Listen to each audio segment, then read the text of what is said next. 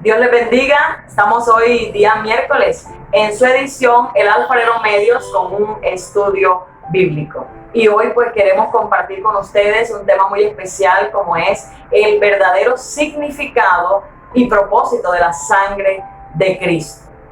Queremos, antes de entrar en materia, pues saludar a todos los hermanos, amigos, familiares, todos aquellos que tanto en la ciudad de Barranquilla, en Colombia en general y aún en otros países que nos han estado escuchando, recibiendo los mensajes y escribiendo, les damos las gracias por su atención y que sigan conectados con este medio para que puedan seguir siendo edificados. Pues sí. Hoy el verdadero significado y propósito de la sangre de Cristo. Voy a iniciar con una palabra que está en el Evangelio según Mateo, capítulo 26, en el versículo 27 y 28. Los versículos 27 y 28. Dice así la palabra del Señor en el nombre del Padre, del Hijo y del Espíritu Santo de Dios. Y tomando la copa y habiendo dado gracias, les dio diciendo: bebed de ella todos, porque esto es mi sangre del nuevo pacto, que por muchos es derramada para remisión de los pecados. Esta palabra, el mismo Jesús la declaró, diciendo que era su sangre derramada para remisión de pecados. Así que ese es el propósito principal del Señor con su sangre preciosa. Fue el objetivo, la meta que querían lograr. Nosotros sabemos que remisión es perdón. Lo que se estaba proponiendo nuestro Dios a través del derramamiento de la sangre de Cristo era perdonar a la humanidad, a toda la humanidad, que conforme dice Romanos 3:23, dice: por cuanto todos pecaron, están destituidos de la gloria de Dios. Y ciertamente sabemos que el Señor no quería esta separación. Aún cuando Adán y Eva pecaron y empezó esa separación, Dios mismo se acercó, buscó las formas para remitirles, para perdonarles, para hablar con ellos. Así que conforme lo hemos leído aquí en Romanos 3:23 también, por cuanto todos pecaron, todos los que vinimos en esa descendencia de Adán y Eva, toda la humanidad, la generación, tiene esa simiente del pecado. Pero para ello, Dios, a través de su Hijo Jesús, llegó y buscó la forma de unir, de reconciliar al mundo perdido con su Padre Celestial. Así que todos un día nos descarriamos, todos un día nos desviamos. Dice la palabra en los Salmos: no hay ni siquiera uno que no hubiera pecado. Todos y por todos murió Jesucristo. Hablemos un poquito acerca de las consecuencias del pecado, porque esto es lo que, si Jesús vino a derramar su sangre para perdonar los pecados, vamos a ver qué es lo que en realidad Él quiere limpiar, qué es lo que trae el pecado al ser humano. Primeramente, separa al hombre de Dios. Lo dijimos ahora, así como en Génesis. Hace sentir al hombre culpable. Usted sabe que allí en pantalla están apareciendo los versículos y estos ítems. Para todo aquel que quiera tomar apuntes, pues allí lo va a tener, lo puede repetir las veces que quiera para que pueda tener este material de estudio. Entonces, allí están los versículos en pantalla. Hace sentir culpable al hombre. El pecado es una carga pesada, dice la palabra. También una de las consecuencias es que Satanás tiene derecho de culpar al hombre, de señalarle, de acusarle. Cuando el hombre está en pecado, Satanás empieza una acusación. También el pecado demanda la pena de muerte. Dice la palabra: la paga del pecado es la muerte, mas la dádiva de Dios es vida y vida en abundancia. Pero estas consecuencias nefastas hacen que el hombre se encuentre en una condición terrible, un abismo, y por eso Dios envió a su Hijo, como lo dice en Juan 3:16.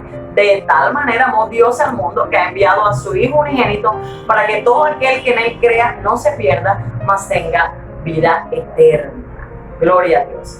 Dice en Hebreos capítulo 9, versículo 22, que sin derramamiento de sangre no hay remisión. Ahí está el versículo completo, pero lo que nos quiere decir es que si no había derramamiento de sangre, no había remisión de pecado. Era la condición que estaba dada para el ser humano, y por eso desde el antiguo pacto se ve cómo Dios instituyó y estipuló que los sacerdotes ofrecieran sacrificios, ofrecieran allí una ofrenda, ¿verdad?, con sangre, sacrificio de animales. Y esto como una lección aprendida, ¿sí? Un ejemplo que nos dio el mismo Padre Celestial. Cuando Adán y Eva pecan, dice que Él empieza a hablar con ellos, los acerca allí a confrontarlos, y claro, aunque les dio un juicio, también dice que los cubrió con pieles. O sea que el primer sacrificio de sangre lo hizo el mismo Dios con animales, y esas pieles cubrieron allí simbólicamente el pecado de Adán y Eva. Pero vemos que en Éxodo 29:10 nos habla de cómo Aarón, el sacerdocio, ofrecía sacrificio una vez al año. De esa forma cubrían el pecado con la sangre de aquellos animalitos. No quitaba el pecado, cubrían el pecado de la humanidad. También lo dice en Levíticos 4:24 al 25, y es tremendo, ¿verdad?, saber de que el plan de Dios no era solamente cubrir el pecado, era limpiarlo, quitarlo, desarraigar ese amor, ese deseo del pecado que había en el ser humano y hay en el ser humano.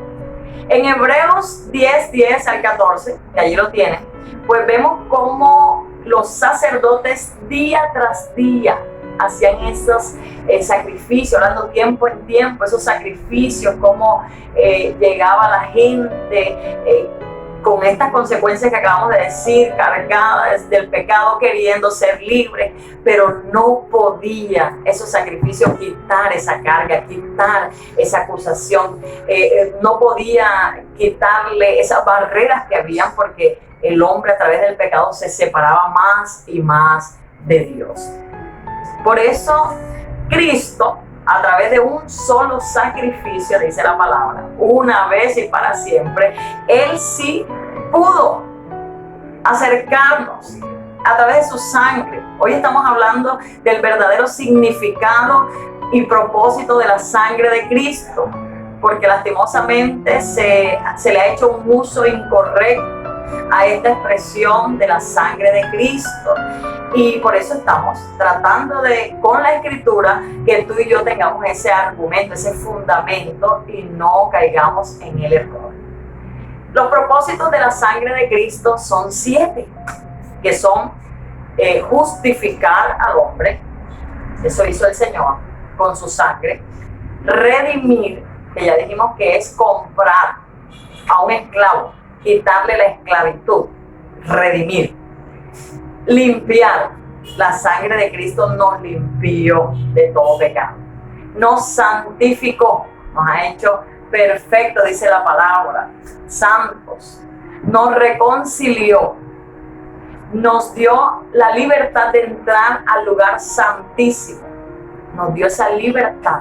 Y eso es hermoso, hermano, que hoy tenemos, dice la palabra, podemos acercarnos confiadamente ante el trono de su gracia. ¿Cómo se logró eso? A través de la sangre de Cristo. Y nos perfecciona esa sangre, ¿no? Ahí están los versículos, ahí usted puede ver cómo Dios tenía un plan perfecto, porque Dios no estaba contento con que el hombre estuviera separado de él. Él se había provisto de un plan, y por eso debemos, hermano, acceder a ser llenos de lo que el Dios vivo del cielo tiene para nosotros. Debemos anhelar recibir lo que Él tiene para cada vida. Así que allí usted va a encontrar, ¿verdad?, esa justificación en Romanos 5, del 8 al 9, la redención en Efesios 1 al 7, limpieza de la culpa, de las conciencias, lo dice en Hebreos 9:14, nos santificó en Hebreos capítulo 13, verso 12, reconciliación en Colosenses 1, del 20 al 22, esa libertad para entrar en la presencia de Dios en Hebreos 10, 19 al 22, y el que esa sangre no perfeccionó lo va a encontrar en Hebreos 10, 14. Ahora, nosotros sabemos, voy a buscar en Primera de Juan, capítulo 5, versículo 18, que es donde Dios nos está tratando de hacer entender que debemos nacer de Él. ¿Y cómo se nace a través de Él? Acuérdense que Nicodemo, Jesús mismo le dijo, ¿verdad?, que si no nacieres del agua y del Espíritu no puedes ver el reino de Dios. Él pensaba que ese nacimiento era físico y que debía entrar nuevamente al vientre de su madre. Dice en Primera de Juan, capítulo 5, versículo 18, dice: sabemos que todo aquel que ha nacido de Dios no practica el pecado, pues aquel que fue engendrado por Dios le guarda y el maligno no le toca. ¿Quién fue engendrado por Dios? Jesucristo. Entonces, Él es el que nos guarda. ¿Cómo? A través de esa limpieza que Él hizo en nosotros, porque aquí dice que es nacido de Dios, no peca, ya en nuestro corazón no está ese anhelo, que de pronto se malentiende, o sea que ustedes no son pecadores. Sí, llevamos esa simiente, esa naturaleza pecaminosa, pero como le hemos dado cabida a Jesucristo en nuestras vidas, Él nos ha dado de su naturaleza divina. Entonces esa es la naturaleza que va a primar por encima de la naturaleza pecaminosa. Cuando logramos esto, entonces dice que el maligno no nos puede tocar. Entonces aquí quiero pues corregir en amor a todos los que en un tiempo, ¿verdad?, pensábamos, hablábamos y decíamos, la sangre de Cristo me cubre. Ya, si usted recibió a Jesucristo, ya te está cubierto con la sangre de Cristo. Entonces, pero esta expresión, muchas veces personas que no han recibido a Jesús lo dicen. ¿Será que pueden recibir el beneficio de aquello? Quiero decirle, mis hermanos, que hay una condición. Esa sangre aplica para el que ha recibido, el que derramó la sangre preciosa. Gloria al Señor. Entonces, es necesario entender que esta expresión mal usada para decir cubro mi casa con la sangre de Cristo, cubro el carro, cubro mi negocio con la sangre de Cristo, pues no podemos pisotear esa sangre, hermano. Esa sangre es preciosa, limpia, santa. Esa sangre Él la derramó y en sí no es el poder en sí mismo en la sangre, sino la ofrenda que hizo Jesús al derramar su sangre. Fue su sacrificio. Gloria al Señor. Si queremos cubrir nuestra casa, la Biblia dice, ¿verdad?, si queremos cubrir nuestro hogar, el ángel de Jehová acampa alrededor de los que le temen y los defiende. Queremos que nuestro negocio nos vaya bien, dice la palabra, todo lo que emprendas prosperará. O sea, Dios nos ha dejado herramientas para todo, palabras para todas las situaciones de nuestra vida. Y muchas veces esa falsa expresión, la sangre de Cristo te quema, la sangre de Cristo esto y lo otro, hermano, viene de mezclas de religiones. Es más, esa expresión no tiene más de 50 años dentro del evangelio, porque si usted mira en los inicios de la iglesia primitiva, ellos no usaron jamás esta expresión. Ahora, nosotros vemos que en el tiempo, ¿verdad?, en Éxodo, que el Señor estaba mandando la plaga de la muerte de los primogénitos, les dijo a los israelitas a través de Moisés que cubrieran el dintel de sus casas con la sangre de un corderito que mataran, ¿verdad?, y que cubrieran el dintel, y que el ángel de la muerte iba a pasar, pero donde estuviera esa sangre, allí no iba a llegar.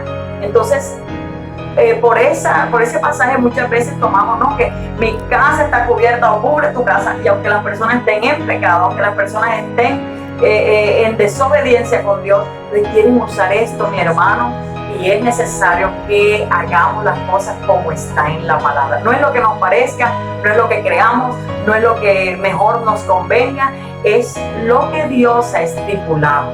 Porque entonces muchas veces no le funciona a personas, ¿verdad? Porque la sangre de Cristo debe haber limpiado a alguien, debe haber santificado a alguien, y obviamente que cuando sobre una persona está todo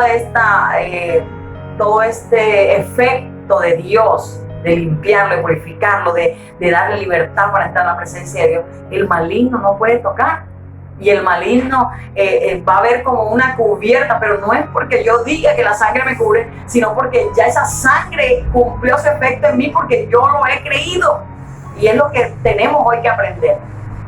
En Apocalipsis hay un versículo, ¿verdad?, que nos habla de que han vencido por la sangre del Cordero. Entonces muchas personas a veces hasta para orar por endemoniado, la sangre de Cristo te quema, la sangre de Cristo, pensando que es esa la expresión usada. No, ellos vencieron porque la sangre del Señor los limpió, los santificó y pudieron, ¿verdad?, caminar una vida en santidad, pudieron caminar, y es a la que Dios nos está invitando, a vivir una vida agradable, la vida de Dios. Hay un pasaje de la palabra que dice que antes estábamos ajenos a la vida de Dios, porque no conocíamos nada de esto.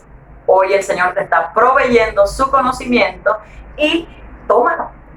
Permite que esa sangre preciosa de Jesucristo, que Él derramó como una ofrenda para perdón de tus pecados, hoy esa sangre te limpie una vez y para siempre. Una vez y para siempre, y no pisoteemos su sangre. Mis amados, Dios les bendiga. Allí les dejamos estos estudios. Seguimos día tras día con esta emisión del Alfarero Medio. Suscríbase a nuestro canal, escríbanos sus comentarios para seguir en las enseñanzas dispuestas. Bendiciones.